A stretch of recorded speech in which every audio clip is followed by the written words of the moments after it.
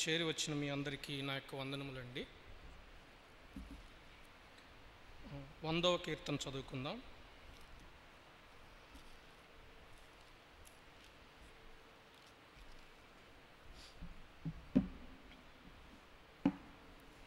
వందవ కీర్తన మార్చి చదువుకుందాం.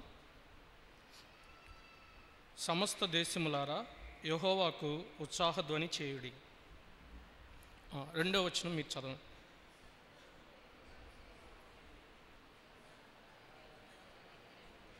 యెహోవాయే దేవుడని తెలుసుకొనుడి, ఆయనే మనలను పుట్టించును, మనము ఆయన వారము, మనము ఆయన ప్రజలము, ఆయన మేపు గొర్రెలము.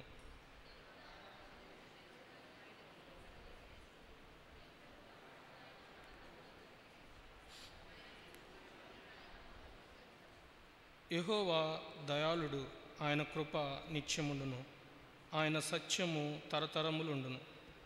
ప్రభు సహాయం కొరకు చిన్న ప్రార్థన చేసుకుందాం. గొప్ప దేవా, మీకు వందనాలు, స్తుతులు ప్రభువా. మా జీవితాల్లో మరి ఒక శ్రేష్టమైన దినాన్ని, పరిశుద్ధ దినాన్ని మీరు అనుగ్రహించి నీ సన్నిధిలో మమ్మల్ని సమకూర్చినందుకు మీకు వందనాలు, స్తుతులు ప్రభువా. మరొక మారు ప్రభువా, శ్రేష్టమైన రీతిలో మా అంతరంగంలో నుండి నిన్ను ఆరాధన చేయటానికి నీ లేఖనాల ద్వారా మాకు సహాయం చేయమని ప్రభువా, మమ్మల్ని మరుగుపరుచుకొని నీ నామాన్ని ఘనపరచటానికి సహాయం చేయమని, నేను అయోగ్యుడిని ప్రభువా, మీరే నన్ను వాడుకోమని యేసుక్రీస్తు వారి నామంలో స్తుతిస్తూ ప్రార్థిస్తున్నాం తండ్రి, ఆమేన్. ఈ యొక్క 100వ కీర్తన మనం హెడ్డింగ్ చూసినట్లయితే స్తుతి అర్పణ కీర్తన అని వ్రాయబడతా ఉంది.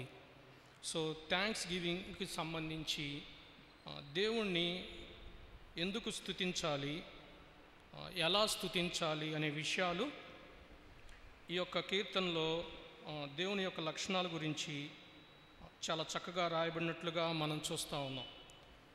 అయితే ఈ యొక్క కీర్తన కొంతమంది దావీదు రాశారని కొంతమంది చెప్తారు, కొంతమంది యెరూషలేము దేవాలయము పాడైపోయిన తర్వాత ఇశ్రాయేలీయులు బబులోను రాజ్యం చెరలో నుంచి వచ్చిన తర్వాత ఆ యొక్క మందిరము తిరిగి కట్టబడినప్పుడు, నిర్మించబడినప్పుడు వాళ్ళు ఆ మందిరానికి వచ్చిన తర్వాత ఆరాధన చేసినట్లుగా ఆ యొక్క కీర్తనలో ఉన్న కొన్ని వచనాలను చూసి ఆధారం చేసుకొని చెప్తూ ఉంటారు. కాబట్టి ఏదేమైనప్పటికీ ఈ యొక్క కీర్తనాకారుడు మనకి కొన్ని విషయాలు చాలా స్పష్టంగా తెలియజేయటం జరుగుతూ ఉంది.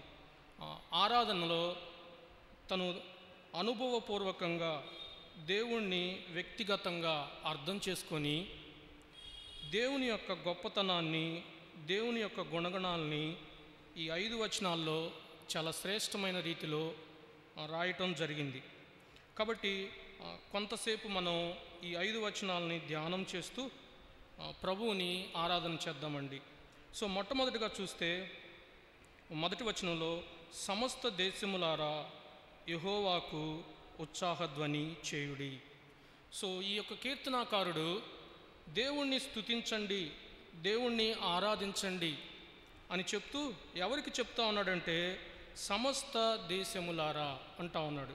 అంటే ఈ యొక్క భూమి మీద ఉన్న నేషన్స్ అన్నిటికీ, యొక్క నేషన్స్లో ఉన్న ప్రజలందరికీ చెప్తా ఉన్నాడు. ఎందుకని చెప్తా ఉన్నాడంటే తాను నమ్మిన, తాను ఎరిగిన, తాను వ్యక్తిగతంగా తెలుసుకున్న దేవుడు ఆరాధనకు అర్హుడని, ఆరాధనకు యోగ్యుడని ఆ విషయం ఎరిగిన వాడై ఆ ఆరాధన కూడా సమస్త దేశములో ఉన్న మానవాళి అంతా ఆ ప్రభువుని ఆరాధన చేయాలనే ఆశ కలిగి ఆ ఆహ్వానాన్ని సమస్త దేశాలకి ఇస్తూ ఉన్నాడు. ఒక పిలుపుని, ఒక ఆహ్వానాన్ని ఇస్తూ ఉన్నాడు. ఎందుకని అంటే మనం ఆరాధించే దేవుడు ఒక కులానికి చెందినవాడు కాదు. బైబిల్లో ఉన్న దేవుడు ఒక మతానికి చెందినవాడు కాదు. బైబిల్లో ఉన్న దేవుడు ఒక ప్రాంతానికి లేకపోతే ఒక దేశానికి చెందినవాడు కాదు, కానీ సమస్త దేశములకు చెందినవాడు. ఆయన ఇంకా చెప్పాలంటే ఒక కాలానికి కూడా చెందినవాడు కాదు. తరతరములకు చెందినవాడు. అందుకని ఆయన ఏమంటున్నాడంటే సమస్త దేశములారా. అపోస్తుల కార్యములు 10వ అధ్యాయం 36వ వచనంలో ఒక మాట యేసు ప్రభు వారి గురించి ఏం రాయబడి ఉంటుందంటే యేసుక్రీస్తు అందరికీ ప్రభువు అని రాయబడి ఉంటుంది. యేసుక్రీస్తు అందరికీ ప్రభు అయినప్పుడు కాబట్టి అందరూ కూడా ఆయన్ని ఆరాధన చేయాలి, ఆయన్ని పూజించాలి. దేవుని నేనొక్కడనే ఆరాధిస్తే సరిపోదు అనే తలంపుని ఈయన కలిగి ఉంటా ఉన్నాడు. తర్వాత రెండవదిగా మనం చూస్తే మొదటి వచనంలో చూడండి, యెహోవాకు ఉత్సాహధ్వని చేయుడి. రెండవ వచనంలో సంతోషముతో యెహోవాను సేవించుడి, ఉత్సాహగానము చేయుచు ఆయన సన్నిధికి రండి. మనం చదువుకున్న ఈ యొక్క 3 మాటల్లో కూడా మనకి ప్రతి మాటలో కూడా కనిపిస్తున్న ఒక మాట ఏంటంటే ఉత్సాహము, సంతోషము అని కనిపిస్తూ ఉంది. అక్కడ ఇంగ్లీష్లో రాయబడి ఉంటుంది మేక్ ఏ జాయ్ఫుల్ షౌట్ అని రాయబడి ఉంటుంది. గొప్ప శబ్దము చేయొచ్చు, సంతోషంతో శబ్దం చేయొచ్చు అని రాయబడి ఉంటుంది. అంటే ఆరాధన అంటే అర్థం ఏంటి? ఆరాధన అంటే అర్థం ఏంటంటే సంతోషంతో చేయాలని ఈ భక్తుడు కోరుకుంటా ఉన్నాడు. సంతోషంతో చేయాలని కోరుకుంటా ఉన్నాడు. ఎందుకు సంతోషముతో లేకపోతే ఉత్సాహగానంతో దేవుణ్ణి ఆరాధన చేయాలి అంటే ఆయన మన సంతోషానికి కారణభూతుడు కాబట్టి. మనం ఆరాధించే దేవుడు మనకి సంతోషాన్ని కలిగించినవాడు, ఆయన దానికి కారణభూతుడు కాబట్టి మనం ఆరాధన చేయాలి.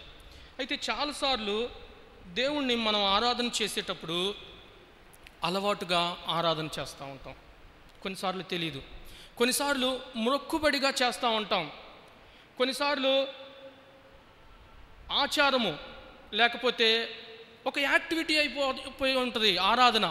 కాబట్టి పదాలను సమకూర్చుకొని మనకు దేవుడి గురించి తెలిసిన కొన్ని మాటలతో ప్రభువుని ఆరాధన చేస్తూ ఉంటాం. కానీ మన హృదయం మాత్రం ఈ లోకంలో ఎక్కడో కొన్ని విచారాల్లో, కొన్ని ఒత్తిళ్లలో, ఎక్కడో దేవుని కంటే ఎక్కువ ప్రాధాన్యత వేరే వాటి మీద ఉండి మన హృదయం దేవుడికి దూరంగా ఉండి ఆరాధన చేస్తూ ఉంటాం. అలాంటి ఆరాధన అంతరంగంలో నుంచి వచ్చేది కాదు. అలాంటి ఆరాధన ఉత్సాహధ్వనితో కూడింది కాదు. అది యథార్థమైన ఆరాధన కాదు.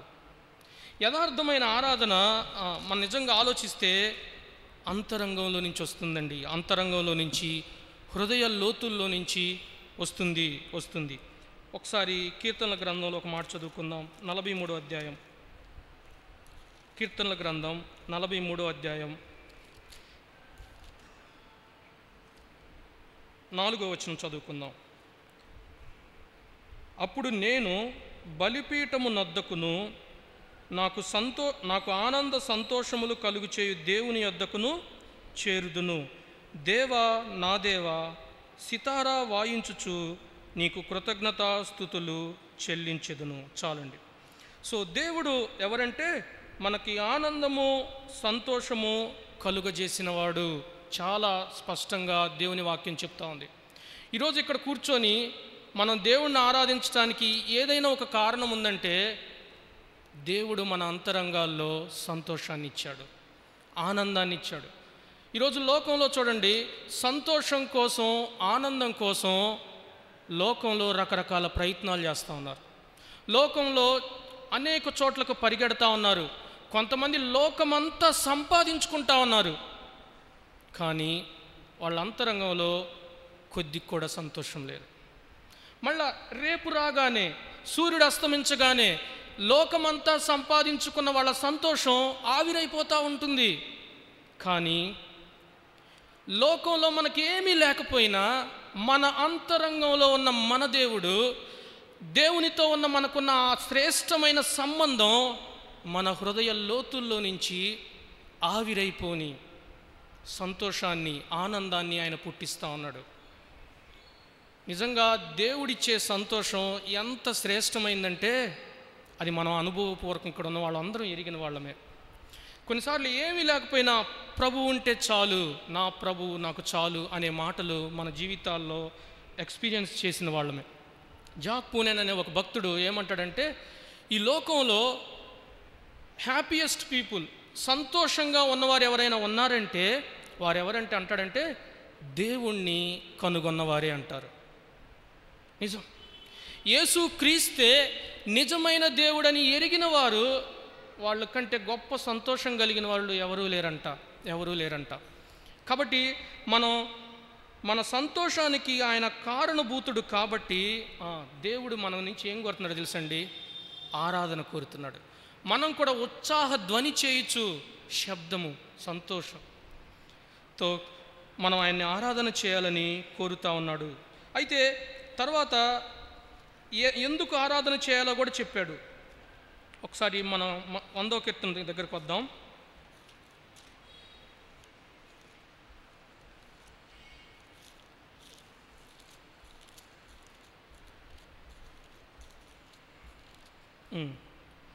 మూడో వచనం చూడండి. యెహోవాయే దేవుడని తెలుసుకొనుడి, ఆయనే మనలను పుట్టించును, మనము ఆయన వారము, మనము ఆయన ప్రజలము, ఆయన మేపు గొర్రెలము. కాబట్టి ఎలా ఆరాధన చేయాలో చెప్పాడు. సంతోషంతో ఉత్సాహంతో ఆరాధన చేయాలని చెప్తూ ఎందుకు ఆరాధన చేయాలో కూడా చెప్తా ఉన్నాడు. ఎందుకంటే ఆయన మన దేవుడు, యెహోవాయే దేవుడు అని తెలుసుకొనుడి అంటా ఉన్నాడు. అంటే ఈ కీర్తనాకారుడు చెప్తా ఉన్న విషయం ఏంటంటే బైబిల్లో ఉన్న దేవుడే, లేకపోతే యేసుక్రీస్తు ప్రభువారే నిజమైన దేవుడు అని చెప్తున్నాడు. అక్కడ చూడండి, యెహోవాయే దేవుడు అంటే దాని యొక్క అర్థం ఏంటంటే యేసుక్రీస్తు ప్రభువారు ఒక్కడే నిజ దేవుడు, ఆయన తప్ప వేరొక దేవుడు లేడు అనే విషయాన్ని చాలా స్పష్టంగా చెప్తా ఉన్నాడు. ఆయనతో సమమైన వాడు, సరిపోయినవాడు, లేకపోతే పోలినవాడు ఎవరూ లేరండి. ఆయన లాంటి పరిశుద్ధుడు, నీతిమంతుడు, న్యాయవంతుడు ఎవరూ లేరు. ఒకసారి ఇద్దరు స్నేహితులు వాళ్ళు రూమ్లో ఉన్నప్పుడు ఒకళ్ళేమో దేవుని నమ్ముకున్న వాళ్ళు, చాలా సంతోషంగా జీవిస్తూ ఉంటాడు. ఇంకొక అతనేమో దేవుడు లేడని నాస్తికుడుగా ఉంటాడు. సో వాళ్ళ మధ్య ఎప్పుడు రూమ్లో ఇతనేమో దేవుడు లేడని వాదం చేస్తూ ఉంటాడు, అతడేమో దేవుడి గురించి తనకు తెలిసిన విషయాలు చెప్తూ దేవుడు ఉన్నాడు, నాకు సంతోషాన్ని ఇచ్చాడని రకరకాలుగా చెప్తా ఉంటే అతను నమ్మేవాడు కాదు. ఒకరోజు తన నాస్తిక స్నేహితుడు బయటికి వెళ్ళిపోయిన తర్వాత తను తిరిగి వచ్చేతలకే ఆ దేవుని నమ్మిన స్నేహితుడు ఏం చేశాడంటే గోడ మీద చక్కగా ఒక మంచి పెయింటింగ్ బొమ్మ గీశాడండి. గీసి ఉంచాడు. తర్వాత కాసేపటి తర్వాత ఈ నాస్తికుడైన ఫ్రెండ్ వచ్చిన తర్వాత గోడ వైపు చూసి, అరే బొమ్మ భలేగుందే, చాలా అద్భుతంగా ఉంది, ఎలా వచ్చింది అని అంటే, దాని అంతటా అదే వచ్చిందిరా అంటాడు. నోరు మూసుకోరా, దాని అంతటా అది ఎలా వస్తుంది అని అంటే అప్పుడు చెప్తాడు, ఒక చిన్న బొమ్మే దాని అంతటా అది రాలేనప్పుడు ఇంత గొప్ప సృష్టి, విశ్వము, ఈ విశ్వంలో ఉన్న సమస్తము దానంతటా అది వచ్చిందని ఎలా వాదిస్తున్నావు నువ్వు రోజు అని అంటాడు.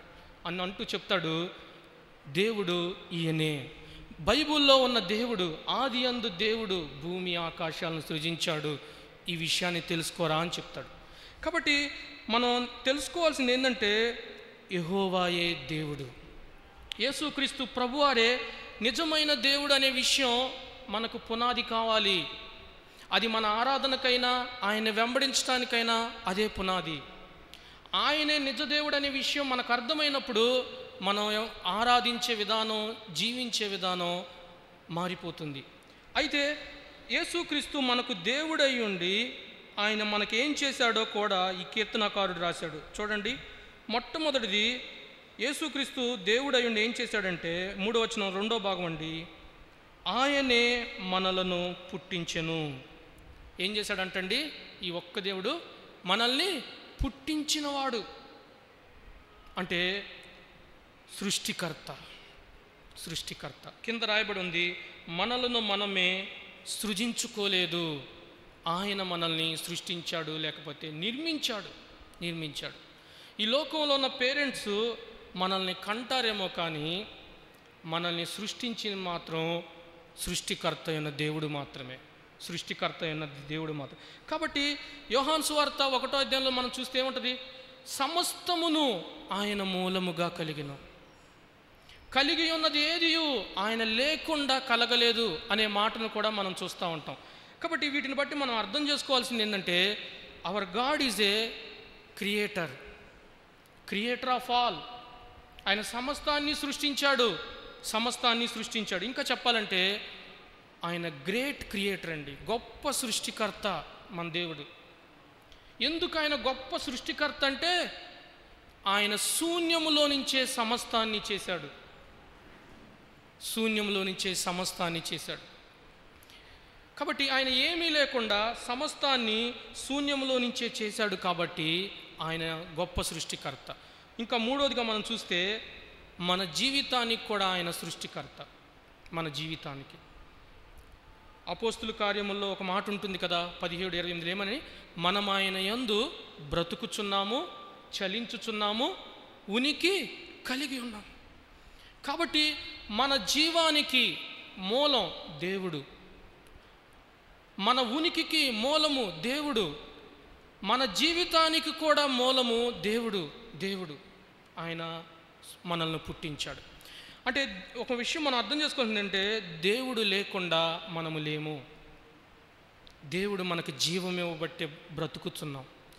దేవుడు మనకు జీవితాన్ని ఇవ్వబట్టే ఇలా బ్రతుకుతూ ఉన్నాం. కాబట్టి ఆయన మనల్ని పుట్టించినవాడు. రెండోదిగా చూస్తే ఇంకేం రాయబడిందండి ఇక్కడ, మనము ఆయన వారము, మనము ఆయన ప్రజలము. మనకు దేవుడైన వాడు మనల్ని ఏం చేశాడంటే, ఆయన ఏం చెప్తున్నాడంటే మనం ఆయన వారము. ఎప్పుడవుతాము ఆయన వారమని? ఎప్పుడైనా చూడండి, మనం ఒక వెల చెల్లించి ఏదైనా మనం కొంటే ఏమంటామండి, ఇది నాది అంటాం. దేవుడు ఇప్పుడు ఏమంటే, మీరు నా వారు, నేను విలువ పెట్టి కొన్నాను, మీరు నా సొత్తు, నాకు చెందినవారు, నా ప్రజలు, నేను మీకు దేవుడిని అంటున్నాడంటే అది దేవునితో మనకున్న ఆ సంబంధాన్ని తెలియజేస్తూ ఉంది. ఆయన మనకు వెల చెల్లించాడు. కాబట్టి రెండవదిగా ఈ దేవుడు మన కోసం ఏం చేశాడో తెలుసండి, విమోచించాడు. మనం ఆయన వారం ఎలా అయ్యామంటే ఆయన విమోచన కార్యము ద్వారా మనం ఆయన వారం అయ్యాం. ఒకప్పుడు మనం ఆయన ప్రజలము కాదు, ఇంకా మాట్లాడాలంటే ఇశ్రాయేలీయులు ఆయన ప్రజలు. మరి మనం ఆయన ప్రజలం ఎలా అయ్యామంటే యేసుక్రీస్తు ప్రభువారు కలువరి శిలువలో మన కొరకు చిందించిన ఆ రక్తాన్ని బట్టి, ఆయన విమోచన కార్యాన్ని బట్టే మనం ఆయన ప్రజలమయ్యాం, ఆయన వారమయ్యాం. కాబట్టి రెండోదిగా ఆయన ఏం చేశాడంటే మనలను విమోచించాడు. ఒకసారి 1 కొరింథీ పత్రిక 1వ అధ్యాయం 30వ వచనం చదువుకుందాం. క్షమించండి, 31వ వచనం, 1వ అధ్యాయం 31వ వచనం.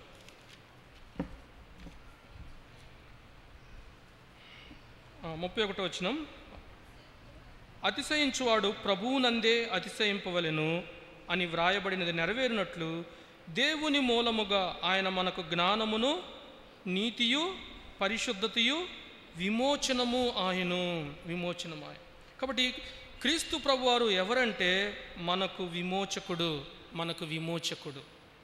మనల్ని విమోచించాడు, మనల్ని ప్రాణం పెట్టి విమోచించాడు.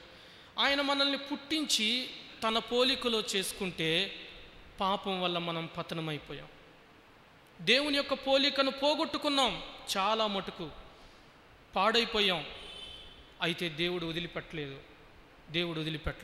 మనల్ని పుట్టించిన ఆ దేవుడే మన కొరకు ఈ లోకంలోకి రక్త మాంసాలు ధరించుకొని వచ్చి తన ప్రాణాన్ని పెట్టాడు సిలువలో, తన రక్తాన్ని కార్చాడు.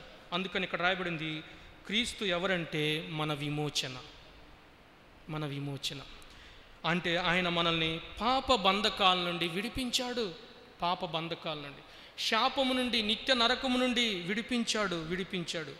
నిజంగా మనం ఆలోచిద్దాం, మన కొరకు ప్రాణత్యాగం చేసిన వాళ్ళు ఎవరైనా ఉన్నారా? ఎవరు లేరు. ఏ దేవుడైతే మనల్ని పుట్టించాడో ఆ దేవుడే మన కొరకు విమోచన చేసిన దేవుడుగా ఉన్నాడు. కాబట్టి ఈ తలంపుతో మనం ప్రభువుని ఆరాధన చేద్దాం.